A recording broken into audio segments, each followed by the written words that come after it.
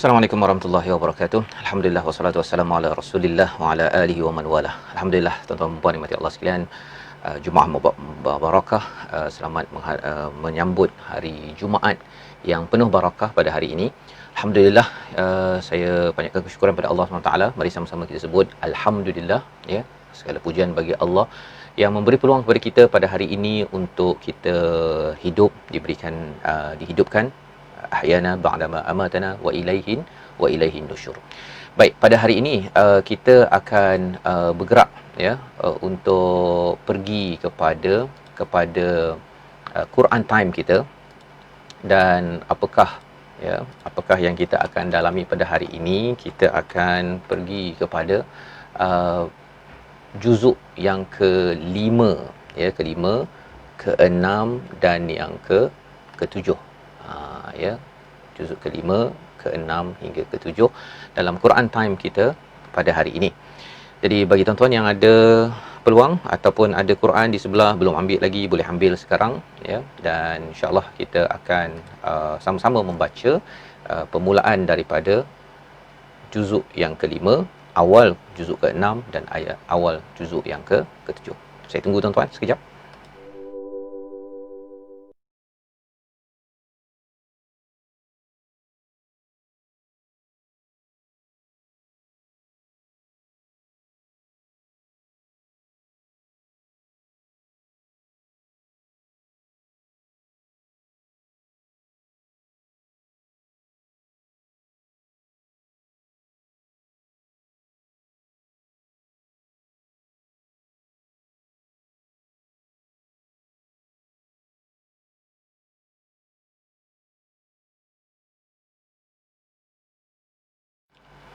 Baik, alhamdulillah kita kembali untuk sama-sama juzuk yang kelima daripada muka surat 82. Tuan-tuan yang ada Al-Quran boleh terus membuka surah An-Nisa ayat yang ke-24. Ya, kita baca satu ayat pada pagi ini. Moga-moga Allah akan beri ajar kepada kita pahala, memberi keberkatan, memberi rahmat kepada kita pada pagi yang mulia ini. Baik, sudah bersedia? Kita sama-sama baca daripada surah An-Nisa ayat 24, muka surat yang ke-82. Baik.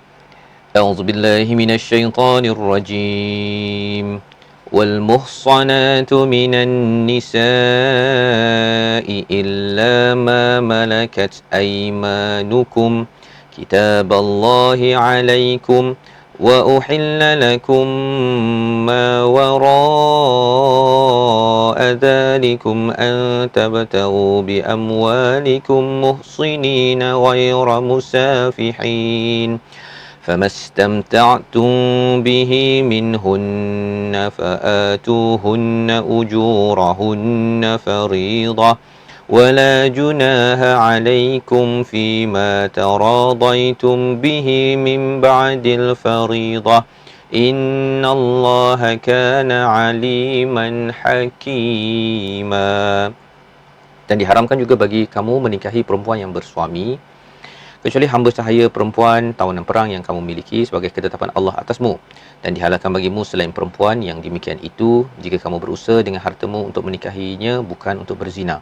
Maka kerana kenikmatan yang telah kamu dapatkan daripada mereka, berikanlah mas kahwin kepada mereka sebagai satu kewajipan. Tetapi tidak mengapa jika ternyata di antara kamu telah saling merelakannya setelah ditetapkan. Sesungguhnya Allah Maha mengetahui, Maha bijaksana. Ini adalah daripada juzuk yang kelima, tuan-tuan, ya. Bercerita tentang surah An-Nisa ini, sambungan. Kalau semalam kita bincang tentang juzuk yang keempat, sudah masuk pun kepada surah An-Nisa. Sekarang ini kita masuk kepada juzuk yang kelima. Surah An-Nisa juga panjang, ya. Nanti kita akan bincangkan apa isinya. Tadi kita dah bicara sikit surah An-Nisa, surah yang maksudnya wanita, ya. Banyak hak-hak, banyak hukum-hukum yang ada di dalam surah ini. Kerana bercakap tentang orang yang committed kepada iman perlu memperjuangkan hak anak yatim, kepada hak wanita yang sering ditindas dalam sejarah manusia. Baik, juzuk kelima, kita baca satu ayat. Alhamdulillah, kita baca kepada juzuk yang ke-6. Sebelum kita tengok ringkasannya, mari kita tengok juzuk ke-6 pada muka surat 102. ayat 148 sehingga 149 tuan-tuan ya. 148 hingga 149. Kita masih lagi dalam juzuk ke-5 tadi kita baca 6 dan selepas ini kita pergi pada yang 7. Baik, kita baca sama-sama. Muka surat 102 ayat 148 149 masih dalam surah An-Nisa. A'udzubillahi minasyaitonirrajim. لا يحب الله الجهر بالسوء من القول إلا من ظلم وكان الله سميعا عليما إن تبدوا خيرا أو تخفوه أو تعفوا عن سوء فإن الله كان عفوا قديرا. Allah tidak menyukai perkataan buruk yang diucapkan secara berterus terang kecuali oleh orang yang dizalimi, ya, iaitu orang pergi ke qadi yang ingin mengadu masalah, dan Allah Maha mendengar lagi Maha mengetahui. Jika kamu mengatakan sesuatu kebaikan, menyembunyikannya atau memaafkannya sesuatu kesalahan orang lain, maka sesungguhnya Allah Maha Pemaaf lagi Maha Kuasa. Jadi tuan-tuan, kalau kita tadabbur sikit ayat ini, Allah tidak menyukai perkara yang buruk, ya, jahra bisu minal qaul illa man zalim, manzulim, ya, kecuali orang yang dizalimi kerana dia sedang bercakap kepada penguasa, bercakap pada qadi, sedang mengadu masalahnya, maka itu tidak masalah disebabkan oleh dia nak mengadu tentang kezaliman yang berlaku.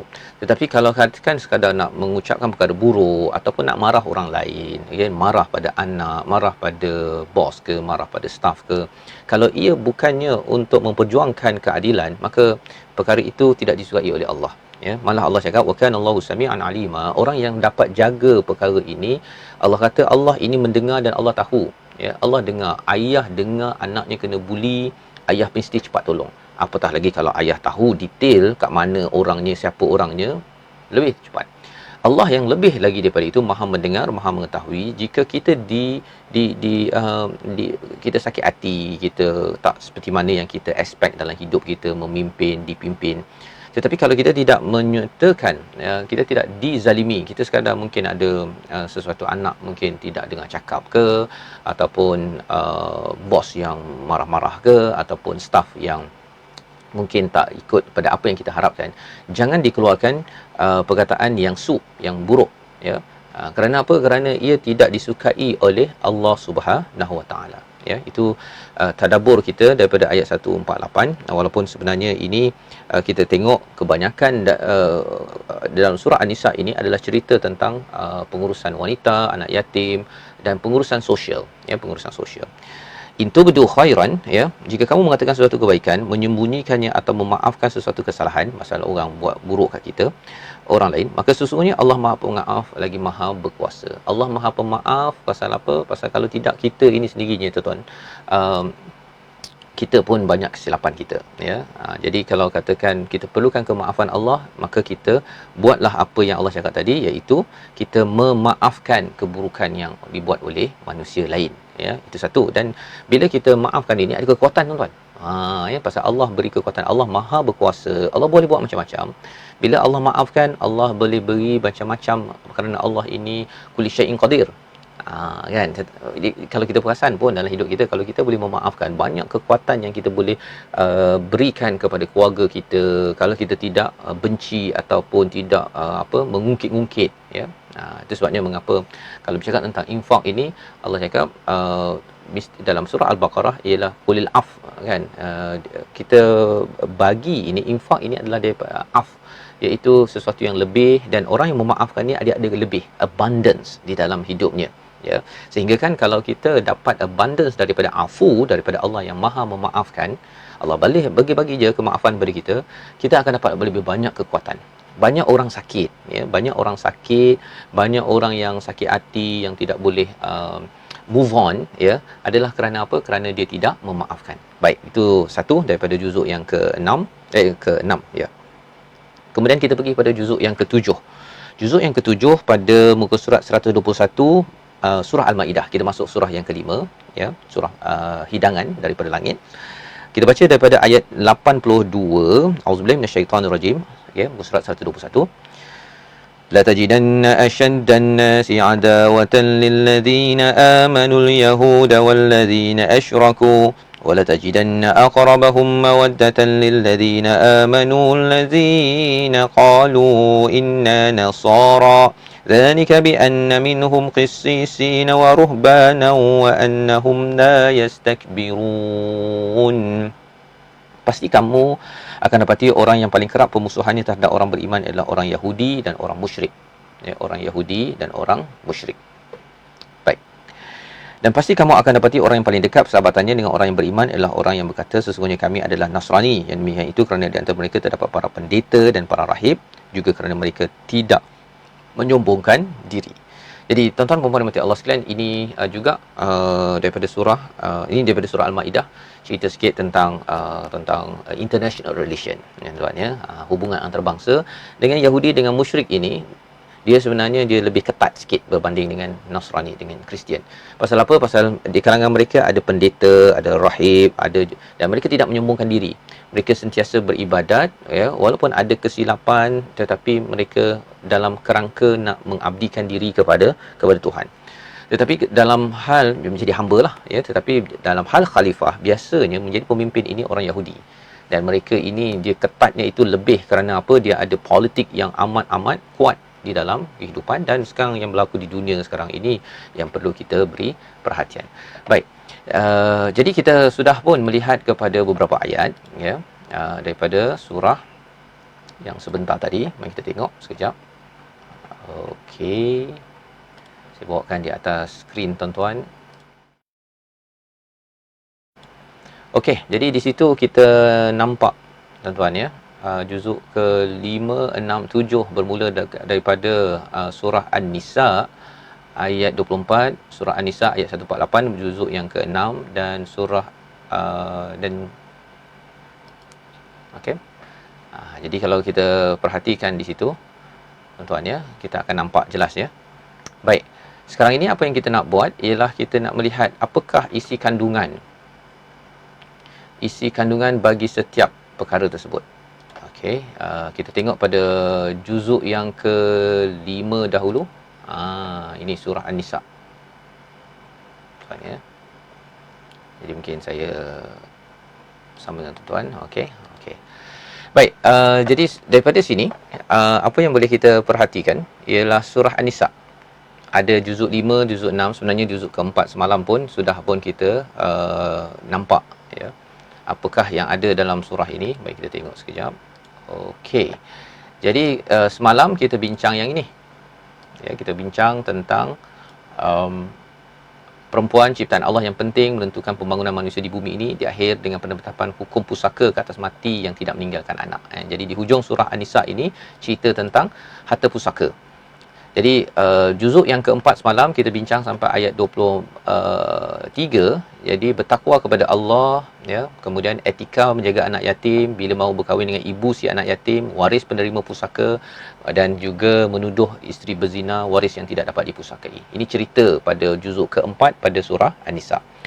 Dan kemudian kalau kita pergi kepada selepas ayat 24 hingga ayat 148 itu, ceritanya dengan siapa diharamkan berkahwin, dilarang mengambil harta orang lain, pembahagian pusaka, perintah Allah untuk kebajikan bersama, telatah orang Yahudi, Allah tidak ampunkan dosa syirik.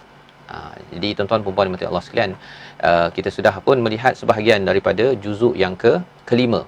Juzuk kelima itu bercerita tentang perintah Allah untuk kebajikan bersama, ya, pada ayat 36 hingga 43, telatah orang Yahudi, dan juga Allah tidak ampunkan dosa. Baik, jadi seterusnya kalau kita pergi pada bahagian yang seterusnya, etika pemerintahan, sikap umum manusia, munafik, tidak sepatutnya menyokong munafik, ingatan pada kita orang mukmin, cara solat dalam peperangan, sebahagian dari ajaran Al-Quran, dan juga lagat orang munafik. Jadi kalau kita perasan di situ ada kisah sosial tuan-tuan ya. Jadi cakap tentang wanita, anak yatim, kemudian hukum keluarga apa sebagainya, tapi kemudian itu bawa kepada hukum sosial, iaitu gejala munafik.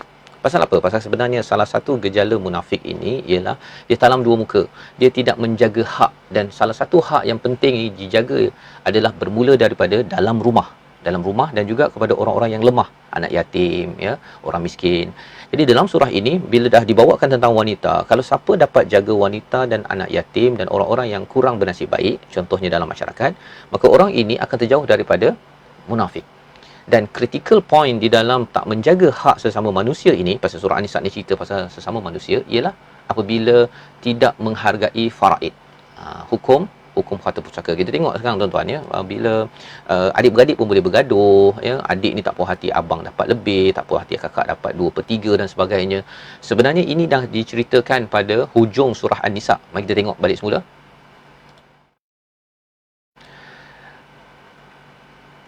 Baik, apa yang kita nampak di sini di hujung selepas ayat 148 dah masuk kepada juzuk yang ke-6, iaitu sikap manusia, ajaran para rasul. Allah ingatkan kita manusia dan bahagian pusaka si mati yang tiada anak, ya, kalalah. Jadi sikap-sikap manusia dan Allah mengingatkan tentang tauhid di dalam surah ini.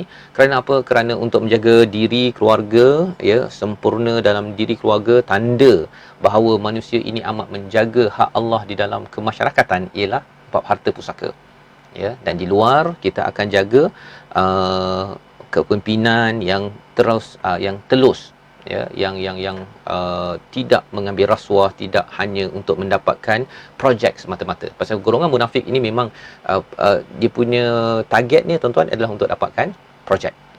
Ya, dia kalau dapat perang, dia tak pergi perang, tapi kalau dapat harta tu bagus. Dan kalau dia nak pergi perang pun pasal sebenarnya dia nak harta.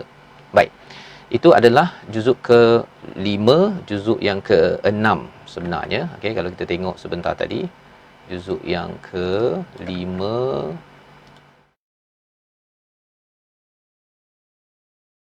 juzuk ke-5 itu daripada ayat 24, juzuk ke-6 itu 148 sehinggalah habis, dan kita masuk kepada juzuk yang ke-7.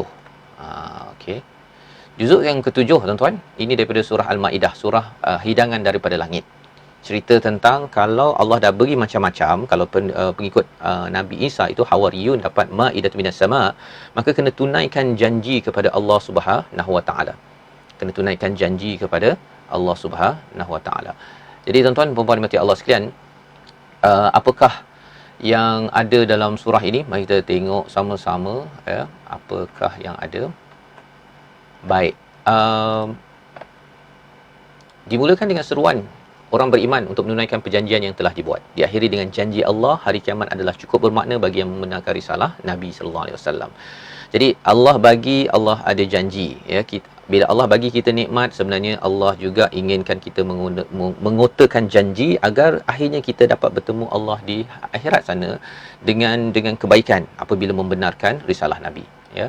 Jadi awalnya Allah ingatkan kepada orang beriman selepas pembukaan kota Mekah itu, ya, ini Maidah daripada surah Madaniyah, diharamkan apa dalam makanan, benda yang dihalalkan, syarat awal mendirikan solat, ya, ingatan supaya berlaku adil, telatah Bani Israel, Allah bawakan kisah anak Adam, dasar hukum pada Bani Israel, hukuman mencuri, akhirnya diturunkan pula Al-Quran, ya. Jadi kalau kita tengok, tuan-tuan, sampai ayat 82, ya, ingatan pada jangan jadikan Yahudi dan Nasrani ketua, jangan jadi seperti ahli kitab, ingatan para rasul. Surah Al-Maidah ni sebenarnya bercakap tentang identiti kita, dan juga mengingatkan kepada perjanjian yang ada kepada kita sebenarnya. Ya, kita kena dah dapat macam-macam, ya, maka kita kena tunaikan janji. Janji itu dengan mengikut perintah Allah, identitinya tidak mengikut kepada orang-orang Yahudi dan Nasrani, ya, termasuklah dalam memilih ketua. Dan diteruskan, okey, juzuk ini kepada ayat 82 sebentar tadi. Dan apakah yang kita perhatikan di sini ialah daripada ayat 82, Nasrani itu lebih baik daripada Yahudi, ya. Makanan yang baik, makanan yang diharamkan, larangan semasa menunaikan haji, jangan tanya yang bukan-bukan, wasiat menjelang mati dan nikmat yang diterima oleh Nabi Isa dan mengikutnya, iaitu Maidah, yang membawa kepada tajuk bagi surah ini, tuan-tuan, ya. Jadi tuan-tuan dan puan dimati Allah sekalian, inilah sebahagian daripada juzuk yang ke-7, ya. Dan sebenarnya ada sambungan lagi pada surah yang ke-6, surah Al-An'am, ya. InsyaAllah kita akan bincang pada hari esok. Tapi inilah sebahagian daripada isi kandungan surah yang besar-besar. Surah Baqarah kita dah bincang pada hari pertama, disambung dengan surah An-Nisa hari yang kedua. Kemudian tadi pun ataupun Ali Imran, surah An-Nisa hari ini kita tengok, dan surah Maidah. Dan insya-Allah pada hari esok kita bincang lagi, ya. Dan tuan-tuan teruskan membaca. Kita doakan hari ini selain daripada membaca surah Al-Kahfi, mungkin bahagian daripada tuan-tuan dah habis pun, tapi kita nak sama-sama menghidupkan juzuk 5, 6 dan 7 pada hari ini, insya-Allah. Baik, seterusnya apa yang kita nak teruskan? Kita teruskan bahagian kedua kita, ya, sebentar lagi dengan diskusi surah Ar-Rahman, ya. Jadi kita berhenti sebentar, kembali.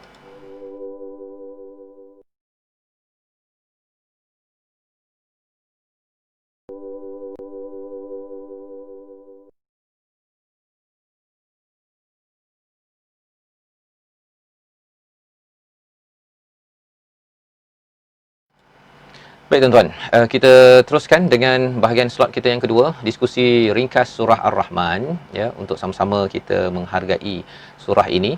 Dan kalau semalam kita sudah pun berbincang, ya, pada ayat yang kedua pada hari ini. Mari kita tengok sikit di atas skrin sekejap, ya.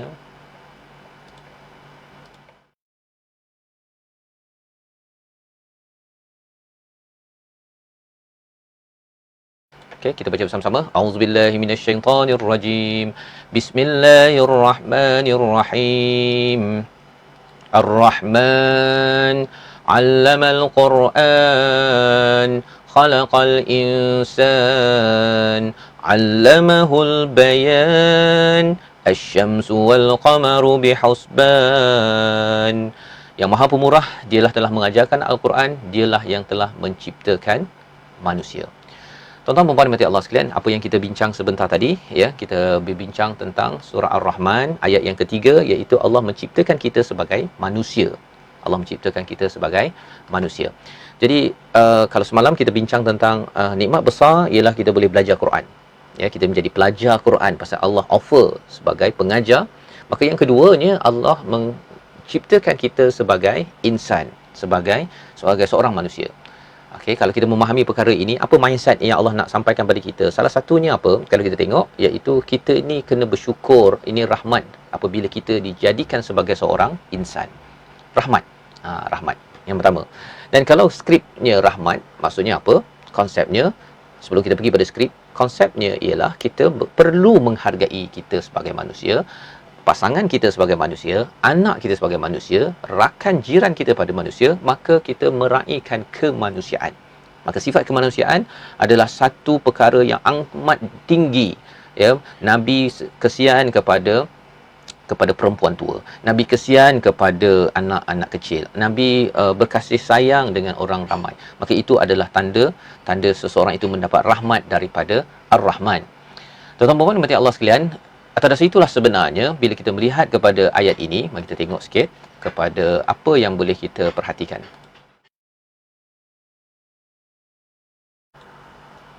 Kalau kita perhatikan kepada diagram di depan itu, ya, di atas skrin, bila cakap tentang al-insan, nikmat sosial dan emosi kemanusiaan, ya, bila merasakan manusia lebih hina atau tidak layak semulia diri, hasad akan muncul. Itu tanda bahawa seseorang itu jauh daripada Ar-Rahman, ya. Dengki, okey, menghina ataupun berhasad, ya, itu tandanya seseorang itu sebenarnya jauh daripada Ar-Rahman. Dan yang keduanya ialah bila kasih sayang hilang, benci akan muncul dalam rumah tangga. Contohnya, kalau katakan si suami benci pada si isteri benci kepada suami, itu tandanya seorang insan itu ataupun seorang manusia itu tidak menghargai nikmat nombor 2, rahmat yang kedua, iaitu diciptakan sebagai insan. Kelemahan ada, insan ni ada kelemahan, dan itulah peluang untuk kita menunjukkan kasih sayang, ya, bukannya kita marah-marah, ya. Dan kalau ada salah seorang marah, jangan dibalas dengan marah. Itu perkara yang kita perlu hidupkan di dalam rumah tangga kita, dalam masyarakat kita. Kalau ada orang yang marah di dalam Facebook contohnya, kita tidak akan marah, malah kita akan cuba untuk bersifat kemanusiaan, ya. Kita yakin bahawa sebenarnya semua orang ada peluang untuk mendekatkan diri dengan Ar-Rahman walaupun yang bukan Islam. Tuan-tuan ya, ini penting. Pasal apa? Kadang-kadang ada yang benci pada kaum yang berbeza, yang Melayu benci pada India, India benci pada Cina. Benda itu wujud dalam diri kita bila kita kurang rapat dengan Ar-Rahman. Tapi kalau kita rapat, kita tahu bahawa dia ni diciptakan oleh Allah SWT yang sama. Kita perlu doakan. Kalau dia belum dapat hidayah, kita doakan, tetapi jangan sampai memandang hina kepada orang lain. Itulah kaedah Nabi. Nabi itu amat-amat memandang mulia kepada manusia, bersungguh-sungguh untuk membawakan kebaikan, ya. Jadi tuan-tuan dan puan-puan Allah sekalian, inilah tadabbur ringkas kita daripada surah Ar-Rahman. Dan kalau kita lihat kepada solusi yang dapat daripada ayat nombor 3 ini, ia menyebabkan kita akan bersifat adil, tiada diskriminasi, menghormati, hidup harmoni di dalam kejiranan. Kerana apa? Kerana kita ini adalah yang membaca surah Ar-Rahman. Kita adalah ibadur Rahman yang Allah nyatakan dalam surah Al-Furqan, surah 25, ya, ayat 63, bahawa ibadur Rahman itu ada 12 ciri, dan salah satu cirinya adalah dia cakap elok-elok, salama dengan orang yang mungkin cakap tak elok ataupun busuk mulutnya. Jadi tuan-tuan dan puan-puan Allah sekalian, itu sebagai ringkas daripada surah Ar-Rahman pada hari ini. Jadi kita sudah di akhir rancangan kita, Quran Time untuk hari yang ketiga, alhamdulillah. Dan jangan lupa pada hari ini ada satu pengumuman yang penting yang saya nak bawakan pada tuan-tuan pada jam 12 nanti, ya. Baik, pada jam 12 nanti, hari Jumaat 20 Mac di TV Al-Hijrah, ya, dan juga live di TV Al-Hijrah nanti akan dikongsikan di Quran Hour page di Facebook, di Sinar juga, iaitu Malaysia Quran Time. Malaysia Quran Time. Memang kita sekarang pun Quran Time juga tuan-tuan ya, tapi ini solidariti ummah untuk Malaysia. Lokasi di mana? Di kediaman masing-masing, jangan keluar, duduk elok-elok, ya. Kita akan baca surah Ar-Rahman, kita akan tadabbur, ya, dan resolusi rakyat Malaysia dalam hadapi tempoh ini dan harapan ke hadapan, dan kita akan berdoa bersama insya-Allah. Ini sebagai satu kempen tuan-tuan ya. Tak semestinya lah kena pukul 12, boleh dia pada masa lain, tetapi kita dengan peluang teknologi yang ada, kita sama-sama manfaatkan. Jadi jangan lupa untuk sama-sama mengikuti perkara ini, dan insya-Allah kongsikan, kalau boleh share status ini. Ada poster di di Datuk Dr. Zulkifli Al-Bakri, ya, ataupun di Quran Hour, untuk kita sama-sama, ya, sama-sama untuk memanfaatkan.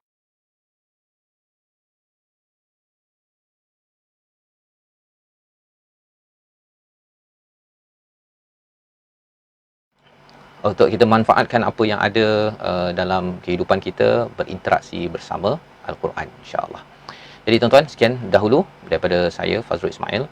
InsyaAllah kita bertemu lagi pada hari esok jam 8 masih lagi untuk juzuk yang ke 8 dan 9, ya. Hari ini kita ada 5, 6, 7, besok insyaAllah 8 dan 9. Harapnya di hujung 31 Mac nanti kita selesai. Perhatikan sedikit-sedikit, tapi tahu sebersikit idea kandungan juzuk dalam Al-Quran. Assalamualaikum warahmatullahi wabarakatuh.